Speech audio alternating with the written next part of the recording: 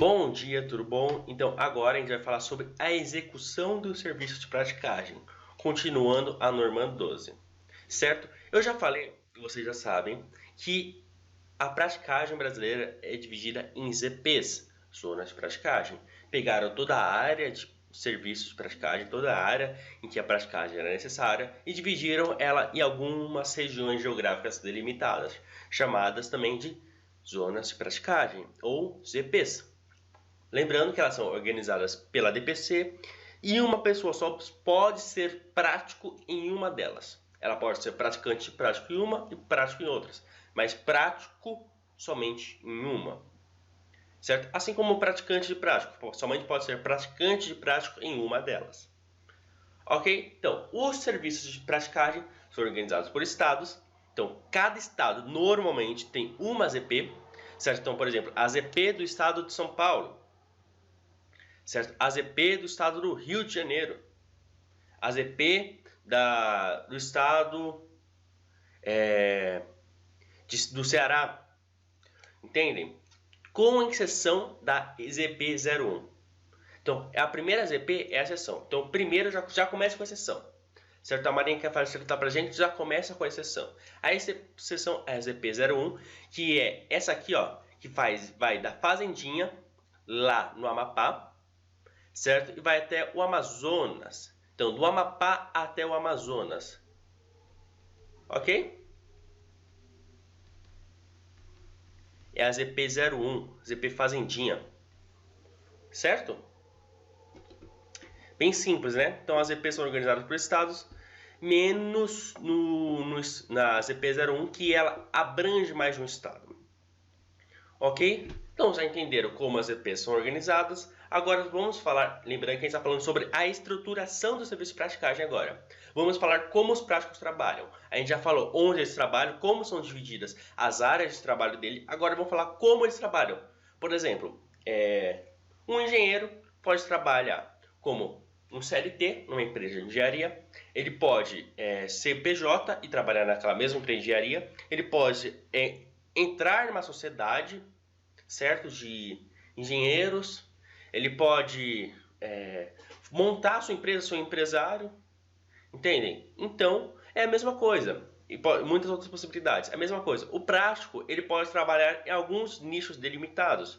Por quê? Não há uma norma que delimita onde o engenheiro pode trabalhar, mas há uma norma, que é a norma 12, que delimita onde o prático pode trabalhar. Então, ele pode trabalhar individualmente, em sociedade econômica, que é simples ou empresarial, e contratado por empresas de praticagem.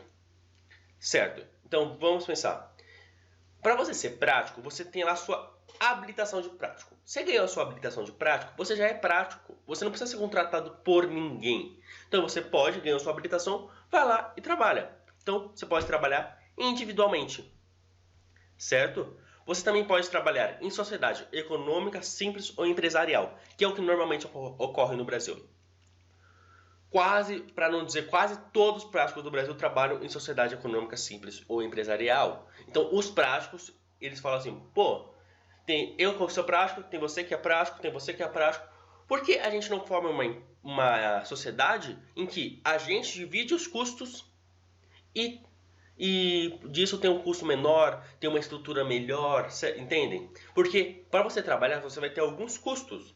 Você vai ter que, por exemplo, pagar o maior custo, por exemplo, é a lancha de prático, certo? Você vai ter que contratar ou você vai ter que ter uma lancha de prático. Então os práticos se reúnem e falam, então tá, a gente está aqui, a gente vai dividir os custos, entende? Então é algo favorável e facilita o trabalho e economiza também. Então, normalmente os práticos brasileiros trabalham em sociedade econômica simples ou empresarial, certo? Se for sociedade econômica simples, prestando exclusivamente os serviços de praticagem. Então não pode vender roupa, vamos dizer, se for sociedade econômica simples. Não pode vender uma roupinha da praticagem, entendem? Por exemplo, a SpaceX é uma empresa americana especializada no lançamento espacial, certo? No desenvolvimento espacial. Mas ela também vende roupas da SpaceX e várias pessoas compram. Aqui a praticagem não poderia vender uma roupa da praticagem, não poderia vender um bonezinho da praticagem, uma canequinha da praticagem. Não, somente, exclusivamente, serviços de praticagem na sociedade econômica simples. ok? Ou pode ser contratado por empresas de praticagem, que não ocorre no Brasil, ok? Ele poderia ser contratado por uma dessas empresas de sociedade econômica simples ou empresarial, certo? Os outros práticos contratavam ele, só que não ocorre no Brasil esse tipo, certo, de trabalho de prático. Por diversos fatores. Por exemplo, um deles é que no Brasil um prático não pode, por exemplo, aceitar a CLT, porque ele tem na CLT diz que ele tem um direito à greve. Só que na norma 12 diz que ele não tem direito à greve, ele não pode paralisar o seu serviço, certo? Assim como outros inúmeros serviços, entendem? O prático normalmente não tem aquelas vantagens dadas pela CLT, entre aspas, vantagens. Ele tem, muitas mais vantagens quando ele está em sociedade econômica simples ou empresarial, que é o que normalmente os práticos brasileiros estão organizados. Ok? É interessante falar que em outros países isso varia bastante.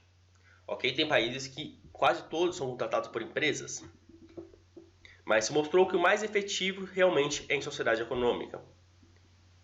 Ok? Então, você lembra, a gente já falou como o prático se organiza, certo? Vocês lembram o triplé da praticagem? Tinha o triplé econômico e tem o triplé da praticagem, que era o prático, atalaia e lancha de prático. A gente já falou como é organizado o local que o prático trabalha, como é organizado as EPs. Já falou como o prático pode trabalhar, como é organizado o serviço dele, certo? Vamos falar mais daqui a pouco. Mas por que a gente não fala agora? Termina o triplé. A gente fala sobre como a atalaia é organizada e sobre como a lancha de prática é organizada, certo? Então, nos casos, como a atalaia é organizada? Nos casos de haver mais de uma atalaia, será estabelecida pelo RUSP, que seria aquele, entre aspas, representante sala dos práticos, aquele que representa os práticos, junto com o CPDLAG, uma coordenação. Então, quando existir mais de uma atalaia, porque pode ter diversas entidades de praticagem, certo? Será estabelecida pelo RUSP uma coordenação entre as entidades de praticagem a ser ratificada pelo CPDLAG, de modo que apenas uma das atalaias atue como estação de praticagem das EP para atender às solicitações de embarcações. Apenas uma das atalaias atue como estação de praticagem da GP. Por que isso?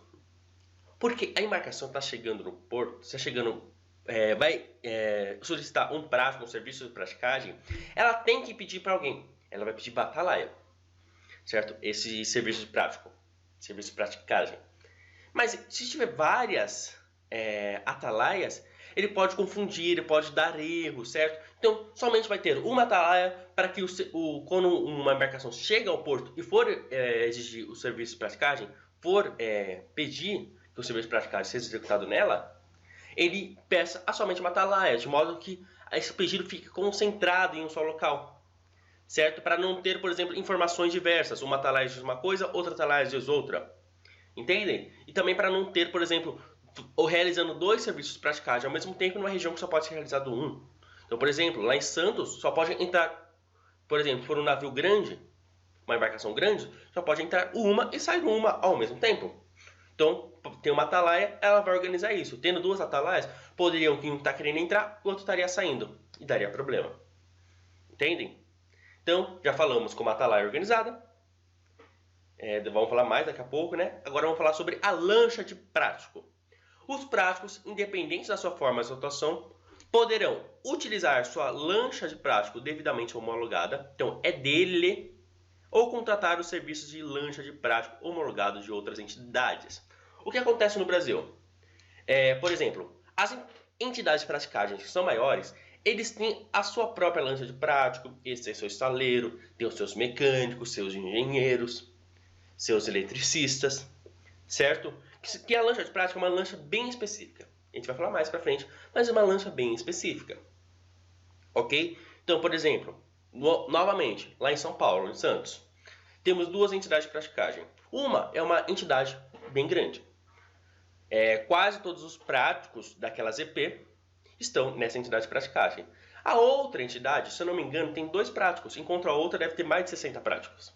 Então, uma que tem bastante práticos, tem bastante renda, tem um custo maior, certo? Eles conseguem ter um custo maior, eles têm a sua própria lancha de prático.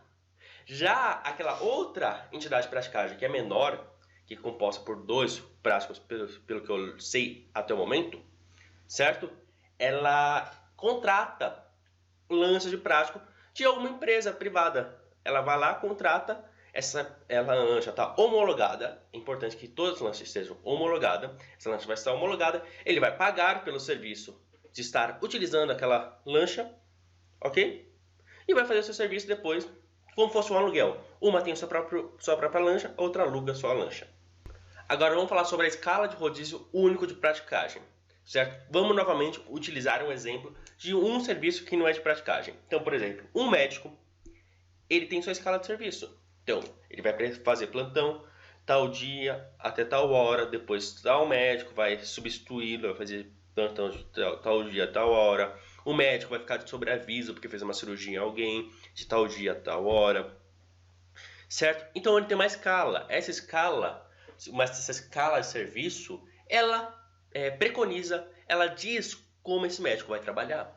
Se ele vai trabalhar tal dia, se ele vai estar descansando, se ele vai estar em férias, se ele vai estar sob aviso, se ele vai estar lá no hospital trabalhando.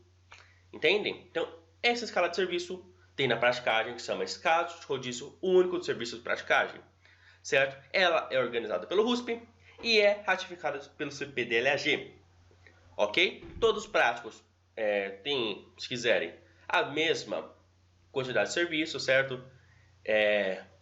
Não há, por exemplo, um mercado de trabalho de prático, onde você tem que disputar o mercado de serviço, os serviços. Tem escala de rodízio único de serviço de praticagem. Todas as entidades de praticagem estão submetidas ao mesma escala de rodízio único, certo? Bem simples, né, gente? Então, como essa escala de serviço único de serviço de praticagem funciona? Ela é dividida nos seguintes grupos. 3 grupos principais, que seriam o período de escala, o período de repouso e o período de férias. Bem simples. O período de escala é que você está escalado para trabalhar. Período de repouso, você está descansando. Período de férias, uma férias normal.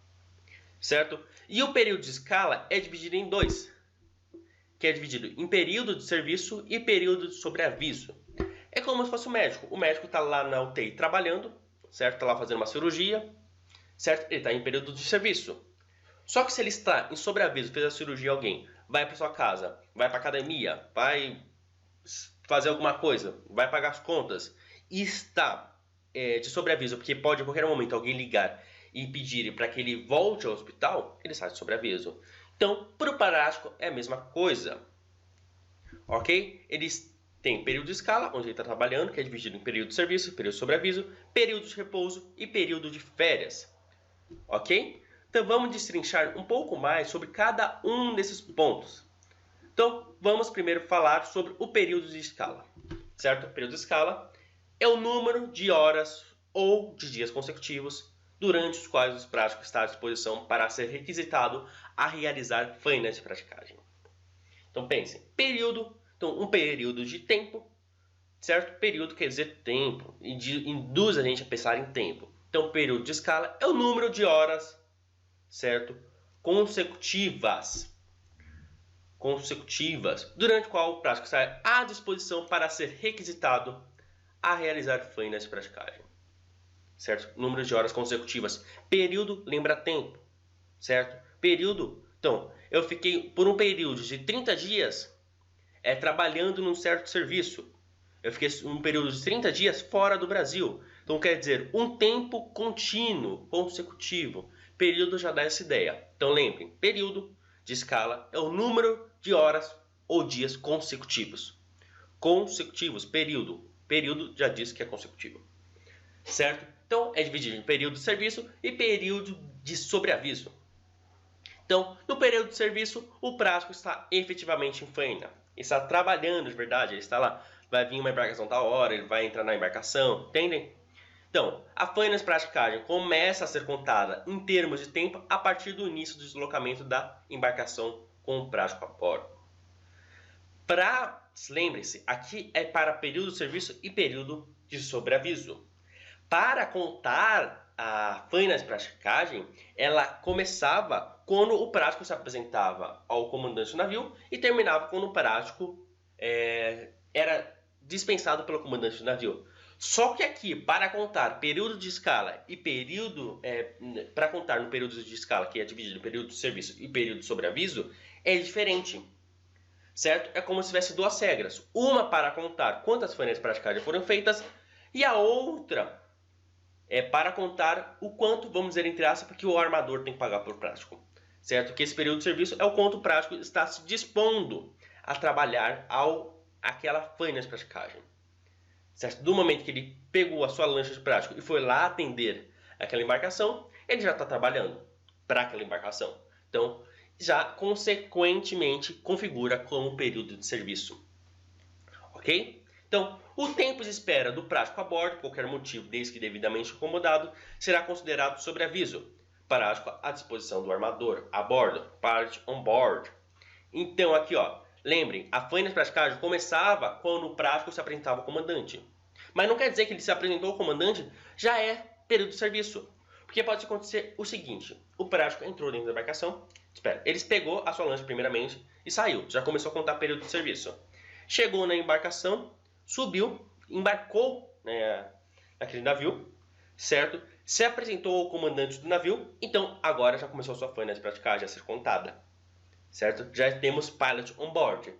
E o comandante da embarcação fala o seguinte: pô, prático, por problemas técnicos, a gente não vai poder sair agora. O comandante que manda para sua embarcação, claro, né? Vai falar, a gente vai ter que sair daqui 3 horas, porque estão resolvendo um problema técnico, por exemplo, na hélice. Então o prático não vai desembarcar e voltar para a terra. Ele vai ficar lá, certo? Lá na embarcação, como período de sobreaviso. Certo? Ele vai estar lá esperando quando o comandante mandar ele começar o seu serviço, começar o seu assessoramento ao comandante. Entende? Ele está de sobreaviso, esperando. Está esperando, sobreaviso lembra esperar. Certo? Ok? Então, lembrando que não sei se você já sabe, mas o período de serviço é pago de uma certa forma e o período de sobreaviso também é pago. Certo? Ao prático. O prático é pago por período de serviço. Período de sobreaviso também é pago. Ok? Então, o período de sobreaviso é quando o prático não está atuando efetivamente nessa praticagem, porém, está à disposição para ser requisitado. Na fania de praticagem de longa duração, o período de descanso por motivos de revezamento também é considerado período de sobreaviso. O que isso que eu acabei de ler como último quis dizer? Por exemplo, lá na ZP-01 era um serviço de praticagem muito longo, cobria mais de um estado. Era do Amapá a Amazonas. Ok? Então o prático ficava horas e horas, o serviço de praticagem tem que ficar horas e horas ali naquela embarcação. Então o que acontece normalmente? Você leva mais de um prático, certo? Isso é delimitado pelo CP, DLG, ou pelo comandante da embarcação. Embarca mais de um prático naquela embarcação, certo? E eles vão revezando. Um trabalha tantas horas, o outro trabalha tantas horas, enquanto um trabalha, o outro descansa. Ok? Entenderam? E quando o prático, por exemplo, ele estava trabalhando, o outro vai lá e toma o seu serviço para ele descansar, ele está em sobreaviso. Porque ele é pilot on board, ele está a bordo da embarcação e pode ser requisitado pelo comandante da embarcação a trabalhar. Ok? Entenderam? Então, agora vamos falar sobre o período de repouso e o período de férias, que são mais simples, certo? Eles são mais simples do que o período de escala, que era dividido em período de serviço e período de sobreaviso, e também são bem intuitivos. Por exemplo, o período de férias é umas férias normal, certo? E o período de sobreaviso é quando ele está descansando. Desculpa, o período de repouso é quando está descansando, tá de folga, vamos dizer assim, entre aspas. Ok? A única ponto que vocês têm que se atentar aqui, para diferenciar período de repouso e período de férias, que eles podem fazer uma pegadinha na prova, é que no período de repouso, a não ser em caso de emergência ou na situação de risco para a vida humana. Então, o prático pode sim ser requisitado no seu período de repouso, na sua folga, entre aspas, se haver algum caso de emergência ou situação em que há risco para a vida humana. Certo? Então, situações que são superiores àquela folga dele. Só que no período de férias, em nenhuma circunstância ele vai ser pedido. Pode o porto inteiro estar pegando fogo. Que ele não tem obrigação de ir lá e trabalhar. Não tem obrigação de ir lá e ajudar o CPDLAG. Entendem? Por quê? No período de repouso, ele vai estar ali perto da sua cidade, do serviço de praticagem, certo? Ele vai estar trabalhando ali, vai estar fazendo outra coisa, cuidando da sua vida normal. No seu período de férias, ele trabalha em São Paulo, ele pode estar em Paris. Entendem? Não tem por que você estar em período de férias ser requisitado para um trabalho em alguns casos específicos. E além disso, no período de férias, nunca pode ser inferior a 30 dias em cada ano, dos quais pelo menos 15 dias consecutivos. Então ele pode tirar férias de 15 dias, 16 e 14 ele não pode tirar. Certo? Ok, gente? Então, quais são as regras? Ó, eu já falei que especifiquei, já falei sobre período de serviço, período de sobreaviso, período de escala, período de repouso, períodos de férias, certo? Mas lembrem, vamos voltando ao exemplo do médico. O médico ele trabalha numa certa escala, uma escala de serviço, só que tem algumas regras. Por exemplo, o médico não pode, vamos dizer, hipoteticamente, o médico não pode trabalhar 64 horas seguidas, certo? Porque ele pode estar tão cansado que ele não consiga atender seus pacientes corretamente e causar um risco à vida humana. A mesma coisa se cabe ao serviço de praticagem. O prático não pode trabalhar 48 horas seguidas. Não pode trabalhar 300 horas por mês. Porque vai levar a fadiga, certo? Vai levar a possíveis aumento dos possíveis erros, o aumento da possibilidade dos erros. Ok? Então, há regras. Se lembram, a CLT falava assim, o trabalhador, alguns anos atrás, tinha que trabalhar ao máximo 40 horas, nananana. Tem a mesma coisa para a praticagem. Então, o que rege? Quais são as regras dessa escala de serviço, entre aspas, essa escala de rodízio único de serviço de praticagem? A primeira regra é a seguinte: o prático só poderá permanecer em período de serviço por no máximo 6 horas consecutivas. Isso para evitar a fadiga do prático. Então o prático não ficar trabalhando 12 horas consecutivas, porque ele vai ficar cansado, pode ocorrer erros, certo? Pode ocorrer desastres ambientais, pôr a vida humana em risco, ok? Fazer situações que não se quer.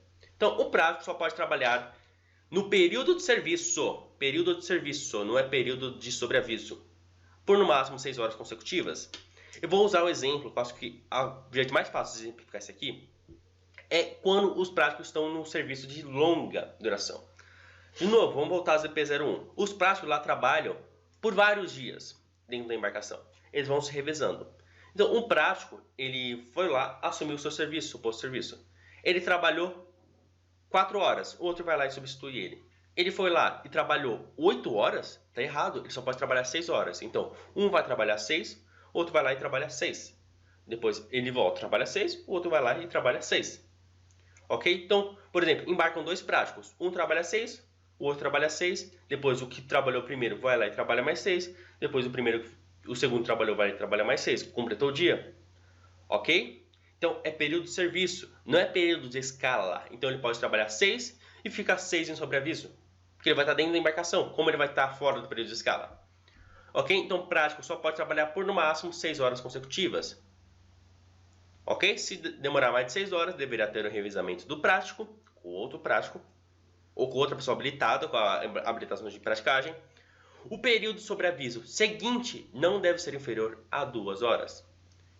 Por que isso? É para dar um período de descanso para o prático. Ele acabou de trabalhar 6 horas, ele tem que descansar um pouco. Então ele não pode trabalhar 6, descansar uma, trabalhar 6, descansar uma, trabalhar 6, descansar uma. Não pode. E no máximo, a cada 24 horas, ele pode trabalhar 12 horas no período de serviço.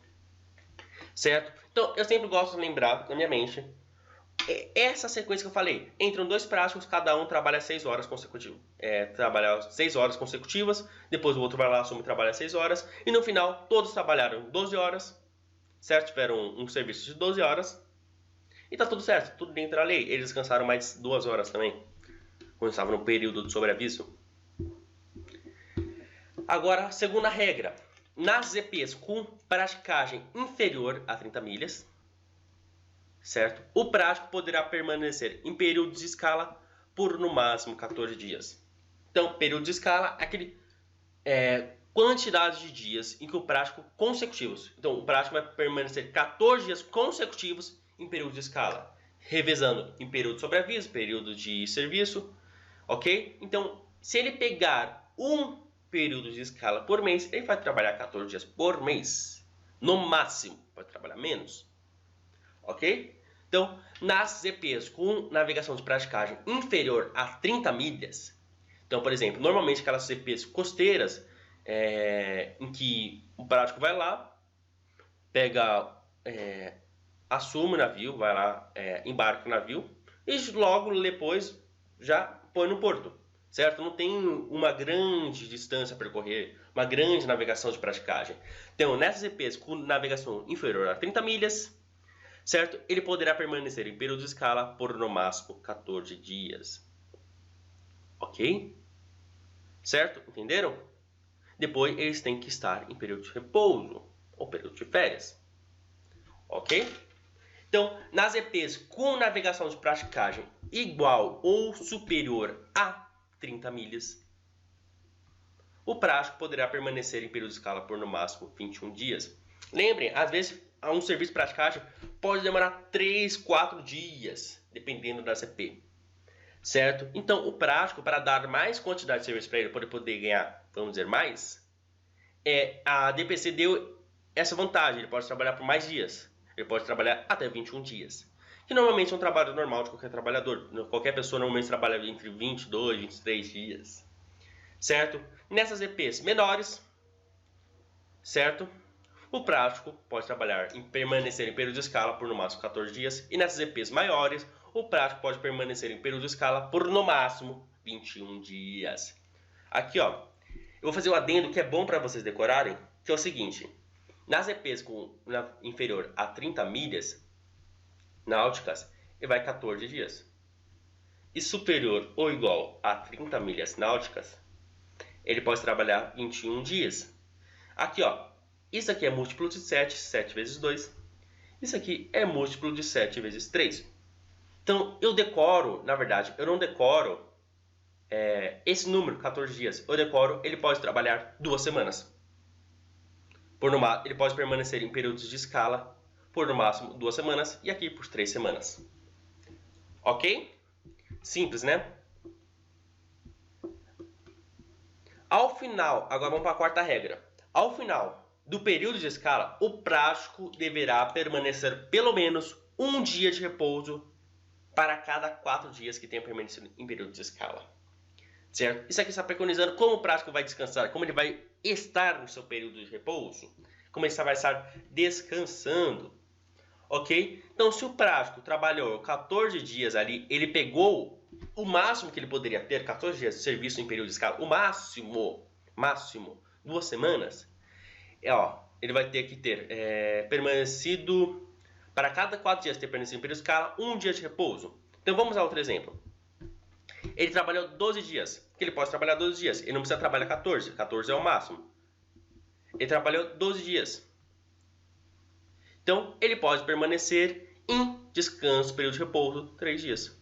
É o mínimo, isso aqui é o mínimo. É o que ele é obrigado a permanecer. Ele tem que permanecer 3 dias de descanso para poder assumir outra período de escala. Então, ele pode trabalhar 14 dias, descansar 3, 4 dias, trabalhar mais 14. Ele meio que fala para o RUSP quanto ele quer trabalhar. Entende? Isso aqui é o mínimo que ele tem que descansar. É o mínimo para que ele não tenha uma fadiga excessiva e coloque o seu serviço, precarize o seu serviço.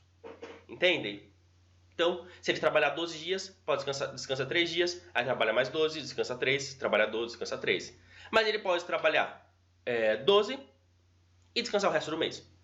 Certo? O prático tem que concorrer ao mês, ou pelo menos uma escala de serviço. Um período de escala. Ele tem que estar pelo menos em um período de escala por mês. Então ele pode trabalhar 14 dias e descansar os outros 16. Entendem? Ok? Simples, né, gente? Então, o período de serviço não pode exceder o limite de 120 horas a cada 14 dias ou 180 horas a cada 21 dias. Certo? Então, 120 horas a cada 2 semanas. E 180 horas a cada 3 semanas. A cada 21 dias seria aquelas EPs com navegação superior a 30 milhas náuticas. E essa de 14 dias seriam aquelas inferiores a 30 milhas náuticas. Vocês lembram? Isso aqui, ó, esse macete de 2 e 3 semanas é bom por causa disso. Por quê? 120 é 60 vezes 2. Ok? E 180 horas é 60 vezes 3. Então, você decora que tudo aqui é 60 vezes o número de semanas que você trabalha. Então, ele pode trabalhar no máximo, entre aspas aqui, pode ser diferente, 60 horas por semana. No máximo, ok? Ele não é obrigado a trabalhar isso, certo? E a maioria não trabalha isso, ok? O prático deverá concorrer mensalmente a pelo menos um período de escala, exceto quando interferir no seu período de férias. Ok? Então, o prático, por mês, deverá ter, no mínimo, um período de escala. Então, o período de escala, no máximo, por exemplo, numa ZP, com navegação inferior a 30 milhas, é 14 dias. No máximo, ele pode tirar 10 dias de serviço, certo? E estar em repouso no resto. Ele tem que concorrer, no mínimo, a um período de escala. Claro que ele tem que fazer um número mínimo de serviços de praticagem, fainas de praticagem, por um tempo. Mas a gente vai falar isso daqui a pouco. Certo? E nem é um período tão grande, uma quantidade tão grande de fainas de praticagem. Certo?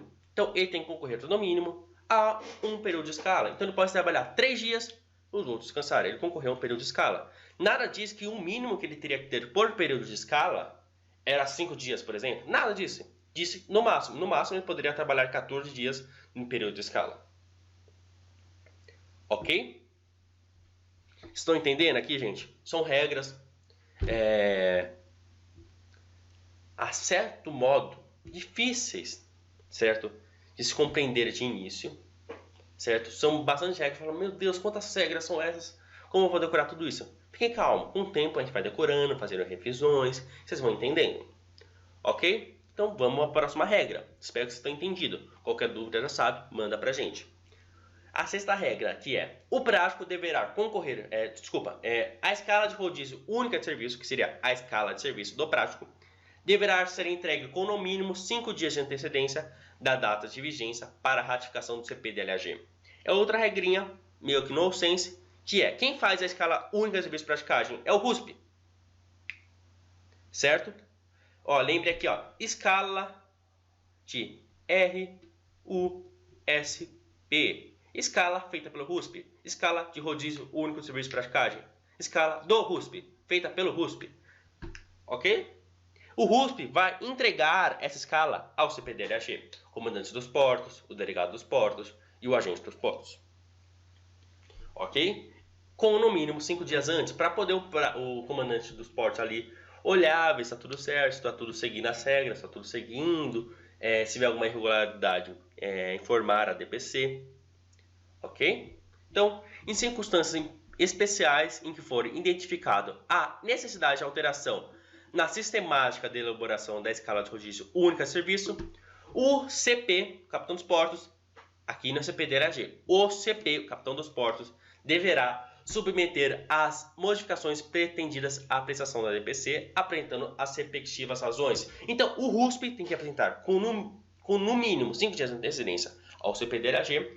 Se o CP vai verificar essa escala, certo? Ele vai verificar, normalmente não verifica tanto assim, mas na lei, na regra, está dizendo que ele vai verificar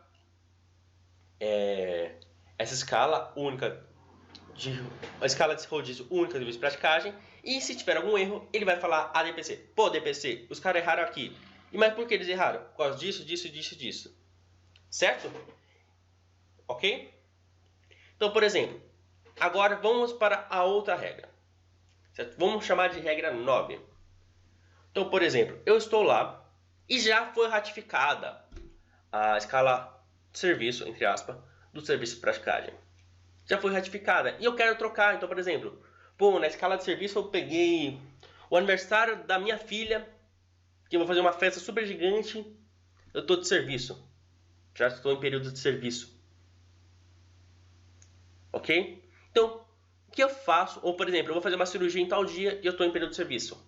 Então você não pode simplesmente não ir para o serviço, certo? Você vai ter que trocar com alguém aquele serviço. Você vai ter que falar, pô, amigo, pô, cara, assume lá para mim, pega esse serviço aí, depois eu ajeito com você, certo? Ou mesmo alguns outros práticos assumem a escala do outro interessados no retorno financeiro, certo? Porque quem faz o serviço é quem ganha.